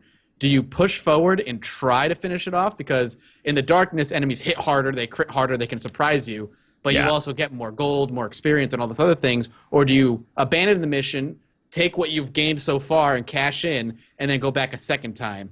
Because, I mean, you could cash out big if you finish the mission with just like no light and, finishing whatever monsters off, or your whole party could die. Can you go back to a mission after you finish it, or after you? Well, it's similar missions. Like, So Yeah, I mean, like, I think he's talking about just going back to the same area, not necessarily. Okay. yeah, repeating not necessarily the mission. same exact Yeah. mission. It's going to be a different whatever layout, but that's what I mean. Like, there's no penalty. I mean, the penalty of backing out is you didn't finish the mission. And I think all your party member take a stress hit when you abandon a mission. But sometimes taking that stress hit is way better than losing everybody in the next room. Mm-hmm. And I love that. It also has the greatest moments, like when a person gets full stress. Yeah, get used to it. You may have also heard, there was like some like war trumpets outside. I think they were doing blasting. As long as there's nobody drilling on your roof again. Yeah, it's Right, better than drilling, right? It's a Riddler lot. on the roof. Drilling. Yeah, I already made that joke in one of my God damn videos. it. Bear. I don't watch all my- your shit, man. My Come favorite Broadway musical, Driller on the Roof. But with those moments where like someone gets fully stressed out and they do like their resolve is tested and then they become heroic. Oh, yeah. You're just Yeah. like, this guy's baller as hell. It's like his resolve is tested and then he's like, It might as well just say like badass motherfucker. Like, he lowers like everybody's stress and he's like, don't worry, I got this shit. And then just crits out of control. And you're like, oh, that's so good. They can take over a party basically. And it's not only that they boost their own stats, but they're, like they're yelling at the dissenters are like, come the fuck on, let's go, let's do this shit. Things that they say. My occultist, when he went crazy, he just started saying shit in like different the Cthulhian language. It was just, I'm like, he's gone. Whatever. Plus, it's all good. Like their resolve gets tested, they become heroic, and then their stress falls down to like 30%. So you might not even have to give them therapy after the mission. You're just like, oh, it's so good. Yeah. I'm actually curious. There's an element of discovery because there are certain perks or negatives that actually don't say anything negative other than, like my occultist, he has two things. He's fascinated with dead bodies, and he loves causing pain. But there's no statistical things when you hover it over. It just gives that description, and I don't know what that does. I'm curious if there's like a secret statistical bonus they have to figure out, or if it's probably like an Isaac-esque form of discovery. You know what I'm saying? Curious. So a lot of the items you come across the first time, you're like, what the fuck does that even mean? Like I have no idea what this does. But then, it's really weird. Yes, you just start to discover particular interactions that happen along the course of the game. Yeah. For example, like when I first read the Kleptomaniac, it said something along the lines of, don't keep anything around him because it'll be gone. And I didn't realize what that meant until I was going through it a little bit, and I realized that if I tried to interact with certain loot as I go through the dungeon, it'll trigger something sort of unique. Like normally, if there's nothing in the pack, it'll say there's nothing here, move on. But if you have the Kleptomaniac in your party, you can say something like, seems something was here, but there's nothing here anymore. I wonder what happened to that. That's odd. I've had the same thing where somebody like absolutely has to interact with an object if it shows up. Yeah. You can't stop them. You're like, all right, that's interesting. Mm-hmm. Oh, by the way, speaking of experimenting and interacting with objects, don't light books on fire. Because that doesn't go well. I've never done that. I had a fucking run on stream. It was the very first room, the very first loot pile that I interacted with. We were all in pretty good shape. It was probably like 15 stress or less on everybody. And I just go, well, let's see what happens when I throw a torch on this pile of books. And the prompt pops up and says, the destruction of knowledge has forever tainted the Crusader's soul, or something like that. Like, wow. You done fuck now, boy. And I swear to God, like 85 fucking stress from that. My God. Instant resolve check, and of course you didn't pass it. And that pretty much screwed my entire run from that point forward. It was ridiculous. But, it's just like, you still got to love that kind of stuff because it is pretty merciless in that respect. You do something as dumb as lighting a pile of books on fire, and then you suffer the pain and the result. Did it cause light to show up though? No, I wish. Yeah, bonus? I mean, like that would be kind of a trade-off, right? Where you just have books as torches for the remainder of the dungeon. But fuck knowledge. Mm-hmm. Basically, the whole like a flaming book on the wall instead of a torch. Exactly. Yeah. It's good though. I'm really liking it. What do you guys think about the fact that it's in early access? Because as I understand it, the content reason it's in early access right now is because the actual quote unquote darkest dungeon isn't done. Like the final area that you go to isn't available. Right, yet? Yeah. Well, yeah. There are a couple of the ones when you go to the dungeons map on the top right corner that say this area is not available yet, or something like that. So Is it going to stay $20 when it launches for real, or is it going up in price? My hunch is that it'll stay $20. Yeah, I would imagine. I have the store page up right now, so I think it's one of the few early access games done right. Mm-hmm. It's coming up in a working fashion. Look, in my opinion, for early access to be done right, very few criteria have to be met, but they're very important criteria. One, it has to fucking work. Mm-hmm. Like what you're going to be putting out there has to function. It has to do what it says it's going to be do. It doesn't even need to have a ton of content. Subnautica, which is really awesome so far, has actually had more content now, but when it came out, it had very little content, but what it had was polished to a T. Like it worked really well. And Darkest Dungeon falls into that as well. They also need to be willing to talk to the people who are buying the game. Like a lot of the big issues I see with early access games are developers who kind of just shove their fingers in their ear and say, la, la, la, la, la, what we are doing is right, what you're saying is wrong. Yeah. And there's plenty of examples with that. I'm not going to get into them. But that's another thing that has to be done. And if you have content, like it's a finished product, then if you want to go on early access for like the last stretch of your development where you're missing just a couple of things, that's fine. I think that's a totally okay thing to do. It's the problem is those like 2 or 3 things that are criteria in my mind for an early access game are so rarely met with games nowadays, and it's ridiculous. Don't you think it's more just a PR issue, though? Like, it's kind of we're arguing definitions over what early access is meant to be versus what it ended up being. Because I was under the impression that it was a way for people to get things up to show people what they're working on in, like, pre-alpha Have a proof of concept sort of thing? Right. And people have taken that and said, well, okay, I don't understand what pre-alpha is, so I'm going to be angry. Right? Isn't that sort of a thing? I think, like, just generally speaking, the term pre-alpha, alpha, and beta have been thrown around so much. Right, but they have actual meanings, though. They do, but you'll be fucked to find anybody who knows what those meanings are at this point because companies just use them all the time. Well, they've become buzzwords in marketing. Would you call Evolve's Big Alpha an alpha? I wouldn't. No. That's a press event. That's what that is.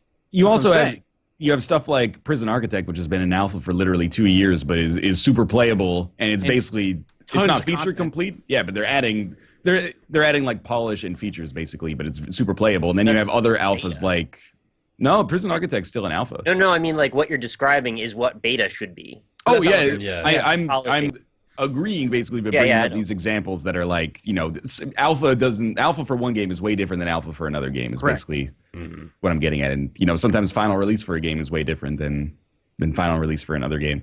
Right. But I do hate seeing that. Like, I've covered a lot of early access stuff because like 80% of the stuff that comes out on Steam is now indie stuff is early access basically. So this week I covered like Infinifactory, which is early access but feature complete. The only reason they made it early access was so that they can like come out with more levels without them basically being DLC. And with them, every time they come out with more levels, they can also get like a promo slot, I guess, on the front page, which is like recently updated. You know, that makes sense. And then you've got like Besiege. Besiege is in early access, but it's really good. And then, you know, with Darkest Dungeon, I've seen a lot of the sentiment that is like, I've been burned one too many times on early access games, so I won't get this until it comes out. And I kind of feel like it's actually misguided for 2 reasons. One is the assumption that stuff in early access isn't worth playing because it's not done. The other assumption being that games that are out are done and good. Yes. Yeah, that's exactly right. The scale goes in both directions. Games that are out don't need to be done. Games that aren't out could be done. Yeah. Makes no sense. And Darkest Dungeon isn't done, but it's close. It's close.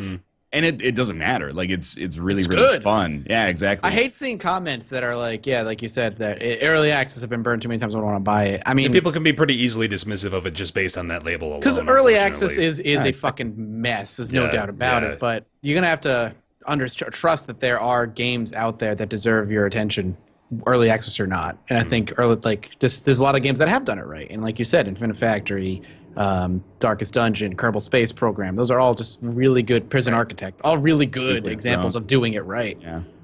But I don't think it's because of the developers as much as it is the way that it's marketed and the way the system works that it's a problem, right? I 100% agree. Yeah, absolutely. Yeah. I know there are some developers that are problems, but not all of them. No, for sure. I think people have made victims of themselves to some extent, because whenever I hear about like early access horror stories, it's almost always stuff where like the hype cycle was out of control and they bought it like day 1 or day 2. Stuff like DayZ, which is not quite ready, Rust, which is not quite ready.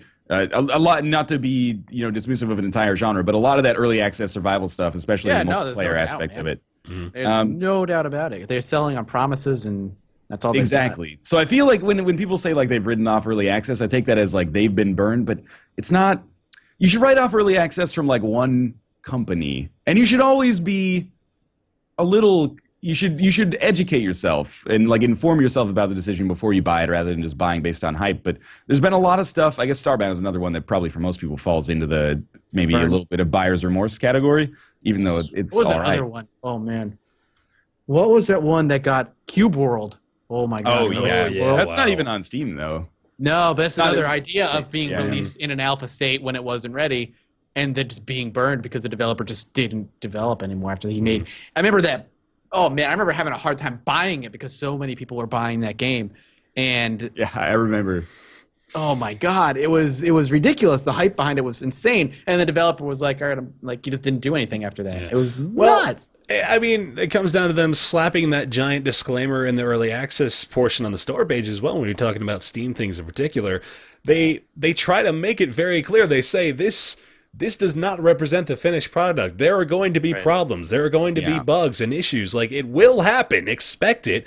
But when you get something like, just as Ryan was mentioning before, the hype train just kind of overwhelms that entire idea to the point where people just are dumping on it the entire time, and that disclaimer means moot because they see it as a finished product. I've actually seen pages that are like, "Do not buy this unless you're okay with X, Y, and Z." Mm-hmm. Right. And I really respect that people are going so far in the other direction to try and make that all make sense for people who don't understand what the meaning is of early access. Yeah, there are games like Galciv, for example. They skyrocket the price of early access because they are very exclusively telling people, like, this is not really meant to even be. That's another issue altogether. Yeah. But I mean, they're trying to say, like, this is not really even meant for general public consumption. If you're just like a regular gamer that is looking for a new game to play, like, don't buy this because this is more of a project than it is. The like problem, a game but then to the be problem released. there comes that the disclaimer's there, but then you have companies marketing it to be bought. Yeah. It's like Well, you yeah, can I say guess- it, but I mean, the devil's advocate to, that disclaimer being there is, why is it even out to be purchased in the first place? And, sometimes the companies do need the money, or the money would at least help with development. Sometimes, for a lot of games, you're like, I guess you could argue that it's a really easy way to facilitate feedback, but if you're a fairly big company putting out a game in early access, then, I don't know, it seems... Maybe. Maybe we're talking about that in particular. I don't know. and they seems- got cut though. They're not Sony anymore. Did you read that? Yeah, they're Independent, well, technically. I forgot They got what the a- name. They're now Demon something, or No. Damon Blade. Damon Blade. Summoners of the Demon Pit. Blade. With a K. Is that also Mortal Kombat DLC? So they maintained all of their IPs, everything, EverQuest Next, everything. I think they're not technically independent. I think an investor bought them, but they're like whatever they want to be. Where is the name of their? Can we just say it's Damon Blade? I just like that. I kind of like Damon Blade. That's good. Damon Blade? like Damon, he's got a cool I Company. thought it was Blades. pretty close. Daybreak Game Company is what they are now. Yeah. Speaking If someone of the, had known that, they would have gotten it from Demon Blade. yeah. Speaking of the early access genre being dominated by survival horror, though, that's just kind of a loose segue into the next game that we wanted to talk about in the form of That's true. Dying Light. Yes, made by Techland, published by Warner Brothers, who we were just shitting on 45 minutes ago. So there we go. Yeah. Has anyone Convenient enough. finished Dying Light yet? I am 11 No. hours in and I'm still not done. All right. Darkest I Dungeon am. sidetracked me a little bit. Oh yeah. I'm sorry, I'm 13 hours in. I'm not done yet. Well, I'm intending to do some co-op with somebody, so I'm probably going to wait until that's all set up and then probably play through the whole game in 2 days. I'm enjoying what I've played so far of it. I have just found out they're announcing DLC, which makes me a little sad considering we just talked about that, and there's going to be an Ultimate Edition with the DLC included. I'm sure. But I'm having a good time with it. It's That's fun. not It's fun. new. If we're gonna get on that I train, know, we got to it's just- recognize that Game of the Year editions have been around forever, Yeah, even forever. for things that are not games of the year. Right. All I it just takes wanna, is like one of their uncles to, publish an article on their blog declaring it as the game of the year, and then they can officially put that stamp on there, right? How much time has ever put into the game so far? I'd probably say like, honestly, not that much. Probably like 2 hours. Maybe I think 5 or I'm at 6. I'm at about 3. I Everybody played like having an fun with it? hour on the show, and I got 3 hours, a couple hours myself. I'll let's let Nick go first because he's played more than anybody but Mathas. Well, I mean, for anybody that doesn't know, open world survival game, there's a somewhat interesting story behind it. There's a day-night cycle involved. It's dynamic too, isn't it? It is and isn't. At first it isn't, but I think it is later. Yeah, it becomes but after the- a couple of missions.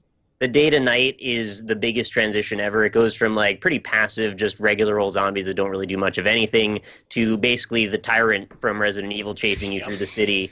And it's actually pretty terrifying. And that's more than coming from one. somebody- Yeah, more than one at the same time, and you can't really see very well, and you're trying to grapple between things. Got a great movement system, feels very fluid. I think that's really the basis of why the game is entertaining for me. More so than the combat, I really like the traversal mechanics, and it looks quite pretty as well. Now that they've had a few patches behind it, actually seems to run fairly well as could be expected. But I am running it on NVIDIA card, so I know that was a bit of an issue for Ryan, unfortunately. In general, though, I'm very much looking forward to playing through it co-op. I think it's going to be a lot of fun, and I don't really have a lot of bad things to say about it so far.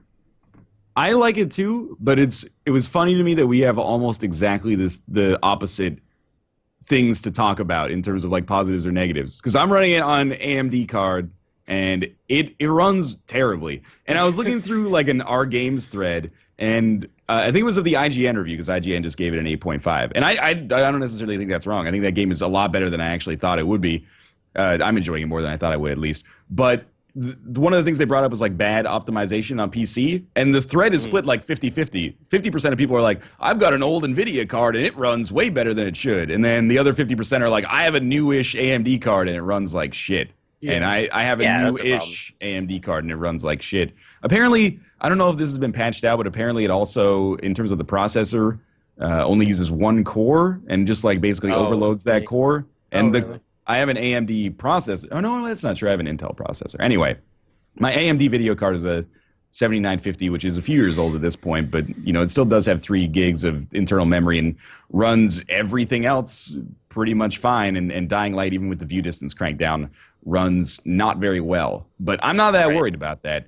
And also, this is, I'll admit, probably a problem with my inability to get to the skill floor in the game, but I don't find the movement that fluid.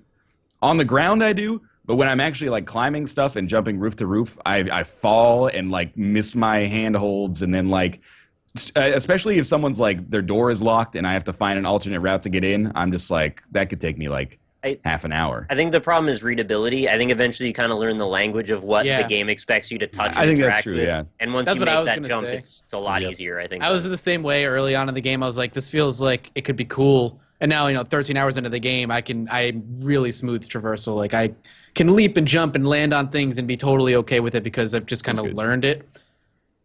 But I like Mathas with a single bound. I'm really liking it. I'm with you, Nick, that I think the traversal system's the most fun. The melee system's really good. It feels a lot like, the game just feels a lot like Dead Island with the fat trimmed off. Mm-hmm. It doesn't feel like as bloated and unnecessary. Yeah, and it's that would be a good thing. Oh, yeah, no, it's definitely a good thing. I wanted to like Dead Island. I didn't like Dead Island. It was pretty fat and gross. I'm glad they trimmed that. They trimmed all that fat off. Yeah.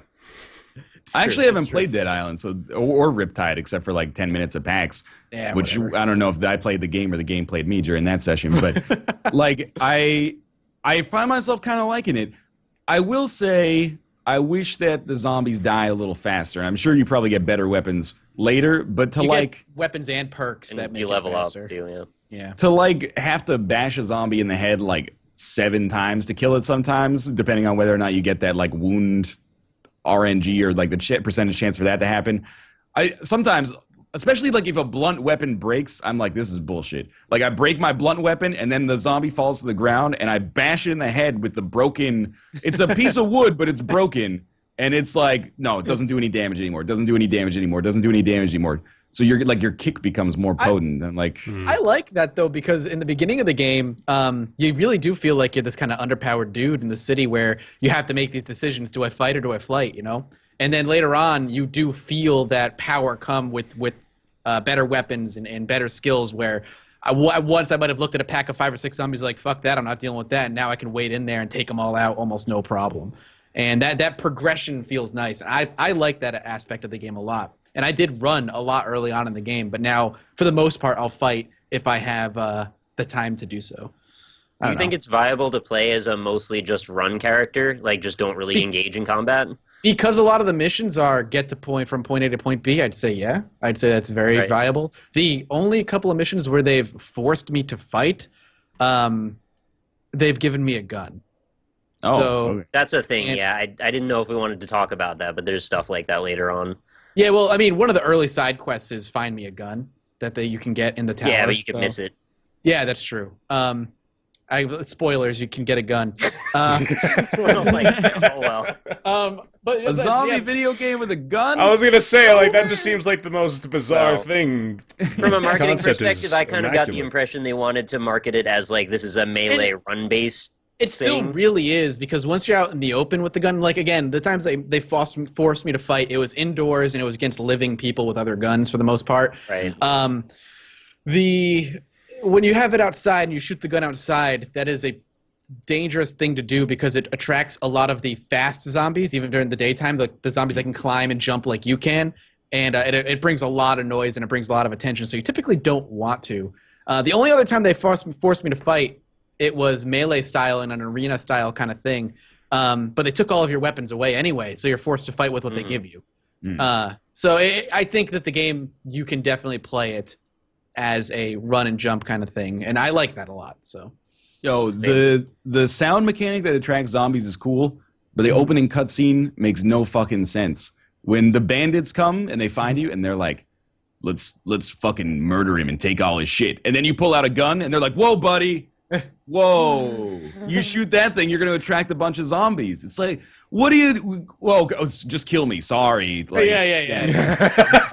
what you want. Now, be reasonable here. Right. Let's interact with, like, human beings. Wow, that's actually a really good example of cognitive dissonance. And like, this is a moment when we need to explain to the audience a thing that story-wise makes no damn sense for us to say to each other. We're going to cut his balls off. Whoa, buddy. Don't go loco here.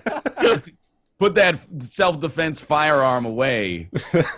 One thing I hate about the game is the voice acting and the script. It's awful for the most part. The main character's voice is all right, and there are a couple of characters whose voice acting's pretty okay. But like the person you're talking to on the radio is awfully voiced, and a lot of the other characters you come across it's bad. It's But really are you bad. somehow, even through that, still slightly interested in what the story is going to put you through? You will up to a certain point. I'll say that. Oh, come on, really? Yeah, That's and I was disappointing. with you. Like, oh, this is actually kind of interesting, and then it's like it takes a Damn. turn. You're like, oh, there's the cliche, and then that's like Damn. the story. Well, Yeah. I mean, hopefully I'll be powered up enough by then that I won't care and I'll want It's to still keep fun to playing. play. So yeah, exactly. It's a game that I really feel like it takes a lot to get me interested in a game like this, and it does enough to make it work. Like other zombie games, for the most part, it's not that the games have zombies that makes them unattractive. It's that they have so many of the same What are you kind trying of to say? cycle mechanics. Sorry, man. This no offense, but like Dying Light is unique enough to be fun. And before Darkest Dungeon came out, I was intending on finishing it, and now I'm kind of on the fence. We'll see, like, you know, if is the story 13 hours long? Because if the story is 13 hours long, I won't be finishing it. I've done very few side quests. All and right. I'm 13 hours in. That's probably a perk for a lot of people. For Yeah. me personally, if it was like 8 hours long, I could probably You could probably dive shave in off over a weekend. 2 hours of that playtime to side quests. All right. I And don't know if if I you're like me, don't even play the game, just wander around the map and look Yeah. for stuff. You get And that 50 actually- hours out of it. that is really fun. And I feel, I've said this so many times, I feel like a cheap date basically saying this, to put it politely. But the drop kick really does get a lot of mileage for me. Like, Yeah, and then there's a skill that makes it more powerful, dude. dude, I love how so seriously you take the dropkick. It like really is the biggest bullet point for you. There was a point in the game I was playing, I was on a roof, and there was a big roof, and it was being patrolled by a bunch of living people. Okay. And I just ran up behind each one, and I drop kicked them Breathers. off the building. And Oh, they just that's went beautiful. Flying off the building, and they just like, ah, dead. And then the other guys didn't Yeah. notice, so I just went over to the next one. I was like, running, drop kick off the building. what and it kind of turned it into for me, it was like, at first I was like, this is like a B movie, like, premise. You're in like this post-apocalyptic society and there's parkour. That's like some straight up Bollywood B movie shit right there. but then when they added when I got the drop kick, I was like, oh, this now I can play this like a first-person Dead Rising almost, and just I can get into it for like the silliness of it more than like I don't know how seriously it takes itself, because I don't know how seriously Techland takes itself. Like, was Dead Island? I got the idea that it was kind of. This is way more serious than self-aware. Dead Island was. Oh, okay. This is like the jump from Dead Rising 2 to 3, where it went from like, we're kind of goofy and silly and self-referential to all of a sudden serious mode. We gotta Yeah, make a zombie okay. game, boys. Yeah, that's how this is. It's there's not a lot of joking around in the storyline. I've chosen to not interpret it that way. And That's okay. Instead act like it's meant to be. You can do your like mystery science theater variant of Dying Light. Exactly. I can't imagine them being like, okay, so then you're going to have to get the anti-zombie medication. Meanwhile, you can drop kick someone off the top of a roof and like you can do a leg drop on top of them and not take damage as long as you land on their corpse. And they're like, yeah, it's a serious game for serious people. They're taking you out to a 5-star restaurant with butlers waiting on your every beck and call, and then you come back from it saying, damn, those cheeseburgers they had were fucking phenomenal. All the hot dog, please. Yeah. It's going to be the new Just Cause 2. We're going to be drop kicking zombies off bridges. It's going to be fantastic. I can do like how- still have such a fucking ball with Just Cause 2, man. Yeah. Like, I still Just never Cause really 3 is going to be played so good. I can't wait for yeah. Just Cause 3. We'll talk about it here in the I podcast. hope so. If we're still around. If we're still going. I do like how the opening cutscene of Dying Light, they just give you the reason that you can just be bitten by zombies a million times. You get bit straight out, and then they give you like antizin or whatever they fucking call it. It's like, all right, look, you're gonna get pinned and bitten by zombies so many times. Antizin, man, that sounds like a late night, pill. Unobtainium bullshit, I know. yeah.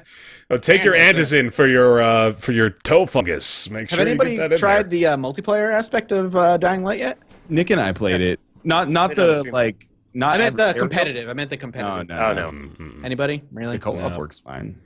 Is At least it it fun? I haven't played the co-op, so I don't know. Is it fun? Yeah, Yeah, we were able to get in a match together, and it worked. That's I kind of will the say- threshold, right, of acceptable multiplayer. It's like, well, Yeah. we can play it Does it together, work? so If a multiplayer game, Halo. online multiplayer game works, that's a big step. yeah, Yeah. That's Like like 80% of the battle. somewhat beyond competence. yeah. But I will say, don't spoil it, and no spoilers for the people out there. But I have a feeling I probably know the story beats. Pretty much, as soon as you start, they're like, we're the good guys, and we're dropping you into this town full of savages. And you're like, are we really the good guys? And then later you're like throwing life-saving medicine into a burning barrel, and you're like, your hand looks Are we like, the good guys? job. You've really helped our effort. And you're like, I can't help but feel that the other shoe's going to drop at some point, and I'm going to be like, no, John, like, you are the monsters.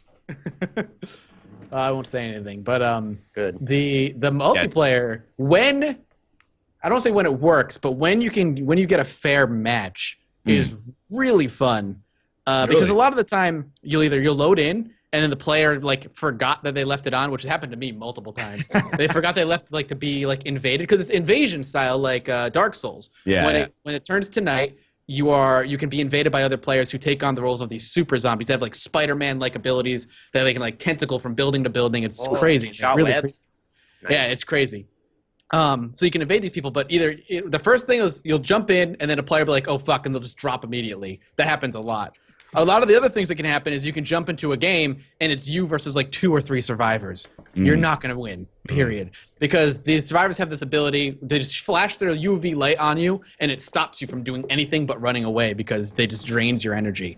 But when you have a fair match, when it's 1 versus 1, it is really intense on both sides. Because as a zombie, you feel like a predator because you have this ability. You can smell out and you can find where the player is, and you can find him anywhere on the map. You have these lunge abilities, and you have these spitting abilities where you can attract a horde on them, very Left 4 Dead style. Yeah, I was gonna say a lot of Left 4 Dead vibes from that. Definitely, and it's really, really fun. But as the player, when I played as the player, it was kind of scary because you can hear him roaring every time he smells for you. He roars, so you can hear him way off in the distance. You can only see him if you're hitting Q, and he's somewhere within your mini map. You can see him on the mini map, but you can't see him visually. Right. And to just like, and the goal is to destroy 5 nests before he kills you 10 times, I think.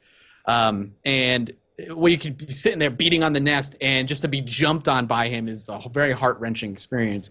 And as you play as the zombie, the more you kill players, the more experience you get, and you can level up your zombie and give him different abilities, so you can play very particular ways. It's a really good time. The hard part is getting fair matches or matches at all, which is kind of a pain in the ass. Because I know when I get invaded, I turn it off immediately. Oh, really?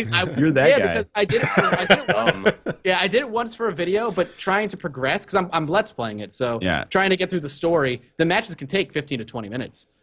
So to have that huge chunk of time taken, I can't.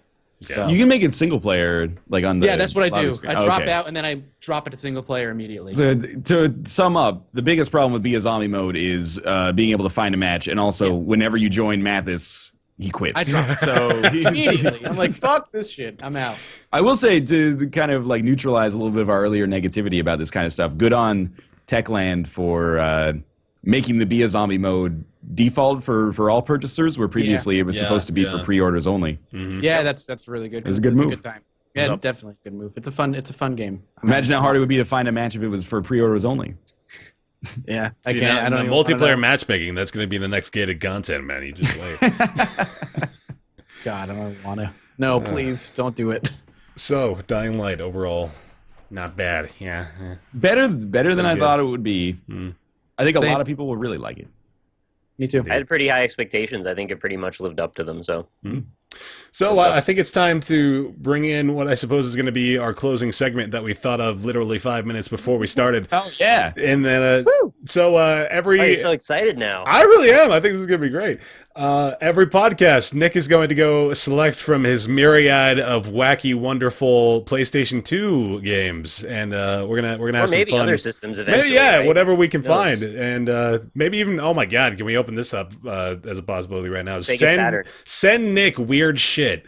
And Oh. we'll Wait, I take have a a look PO at it. box. Maybe we could do that. We That could be do fun. that, yeah. We could absolutely do that. But yeah, Nick's gonna go grab something, and we're right.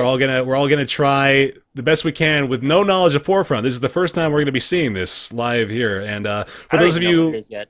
what's that? I Oh said, I yeah, don't he doesn't know even know what it is. exactly. So those of you listening audio only via whatever means you choose to do so, we'll try our best to describe what we're seeing for you as well. All right. Do we have our first selection? We have our first selection. Here we go. Ready? Okay. yeah. Let's see it. I know that game. Oh, he knows the game. Magic Pangle. Magic Yeah. Pangle, Yeah. The Quest for Color. So we have a very kind of a pastel palette on the cover here. PlayStation 2 game rated E for everyone by Age Tech. Imagine, like- design, play. I want to say this is an educational game. That's my first inclination. Edutainmental. Edutainment, yeah. Draw your own. What does that say on the top? Hold on, mirror down a little bit. Draw your own characters with 2 exclamation points and in rainbow color. In rainbow gradient. Wow. This is. I almost want to say that this is like some pre-connect PlayStation iToy shit, where Oh, you would yeah, like maybe. wave your hands and draw like a whatever the fuck a Magic Pangle is. I can show you my Magic Pangle. Oh yeah. Check out this little line at the bottom showing you about the feature. Okay, You so see we've that? got some like Spore-esque character building or creature building going on here. Then, yeah. Something like that, yeah. Interesting. It's like the Scribblenauts kind of like object creator. Hang on. Okay, so keep it in focus here. We're gonna give a read. Take an adventure. Take the adventure game rule of a. What is that? The Me Time. I can just read that. Yeah, to you might have to It's read like- that for me. I don't think I'm gonna be able Sure. to. You It's take just the like- Adventure Time rule of a Me I Time. don't know what that fuck is. It says take the adventure game role of a lifetime as a doodler. And then in red, a special it's in person red. capable of drawing your own cast of characters and watch them come alive as active 3D cast members in one of the most original games of all time. Holy shit! Your doodles are granted awesome powers so you can compete in arenas all across the realm. My doodle has some awesome powers. I'm sure it Magic does. Pangle. That's a penis joke. So all the characters you draw are automatically animated as 3D interactive doodles. As you progress in the adventure, you'll earn new colors and parts for your doodles. Your imagination is the only limit to the style or type of doodle you can create. Save up to 200 individual doodles on one memory card. in Wow. evening. Whoa, memory cards. Remember those? Oh yeah. Can hold 200 pictures. Is this the future? They're 200 JPEGs. They're Magic Pangles. they're actually doodles, dude. They're not pictures. Oh, my Battle it out mistake. against a friend in 2-player matches to see who can make the greatest doodle of them all. So it's like create your own Pokemon kind of Wow. thing. It has vibration feature also. Oh, okay, Oh, there we go. so does my Fucking Magic soul. Pangle. Ah, Hey. Magic Pangle. Pangle. That's So if you'd like to know, I have actually played a bunch of this game, and it's not bad. really. It's kind of like Pokemon, but you get to draw your own Pokemon. So basically what you said already. It takes like this 3D modeler area, and you could just like draw a shape, and then it'll just make the shape 3D, and then you can like connect them together. And as you fight more and more dudes, you get more colors, and the colors have like abilities assigned to them and stuff. So you get like a group of things to choose from. And then you can just do sort of rock, paper, scissors fights. It's a pretty rare one as far as I'm aware. Not a lot of people have seen this one, I don't think. So that's Good. Magic Pangle. All right. That's a Sweet. That's a good start to that segment, man. That was nice. I don't know why my webcam. I have a lot more, so this is going to be fun. It's going to be a good time. Well, to potentially see more of Nick's cavalcade of PS2 collection, all spelled with a K, of course. Yeah. You can cavalcade, yeah. You can hopefully support us on patreon.com/roundtable so we can continue to do this. But nonetheless, thank you very much for watching the pilot episode. I apparently need to solve something with this webcam because I'm blinking out into like the nothingness of existence. But thanks for watching. We'll replace you. Yeah. We'll see you in Thanks the for next watching, one. everybody. Or Yeah, listening. thanks for watching. Mm-hmm. Bye. Goodbye. That was awful. God damn it.